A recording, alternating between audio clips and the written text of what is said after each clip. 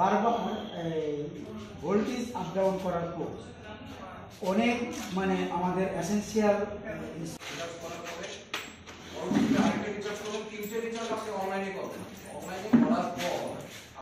আজকে সারা ভারতবর্ষে একটা প্রোগ্রাম হচ্ছে 1 বছর ব্যাপী।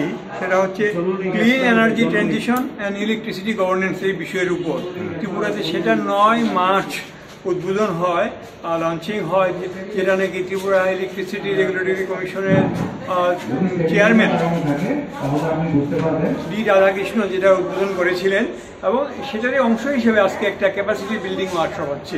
এখানে আমাদের মাদ্রাস থেকে কনজিউমার অ্যাকশন গ্রুপের একজন রিসার্চ অফিসার এসছেন বিষ্ণু রাও, এবং আমাদের এখানে রেগুলেটরি কমিশনের একজন ইঞ্জিনিয়ার এসছেন।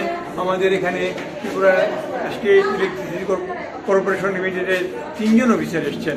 তাদের সঙ্গে মত বিনিময় হয়েছে।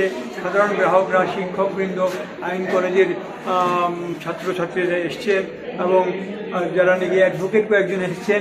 সেই হিসেবে একটা অরাজনৈতিক উদ্যোগ ত্রিপুরার কনজিউমার্স প্রোটেকশন অ্যাসোসিয়েশন আর চেন্নাইয়ের যে সিএজির উদ্যোগে এই আলোচনা হচ্ছে, এই ওয়ার্কশপ হচ্ছে।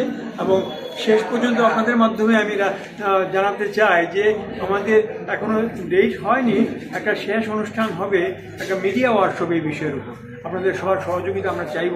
জনগণ যাতে নাকি রাজনীতির বাইরে থেকে অরাজনৈতিকভাবে আইনের সুযোগ সুবিধা নেওয়ার জন্যে দপ্তরের সহযোগিতায়, এবং যারা কনজিউমার কোর্টের একজন মাননীয় সদস্য আজকে ডালিয়া সাহেব আসছেন।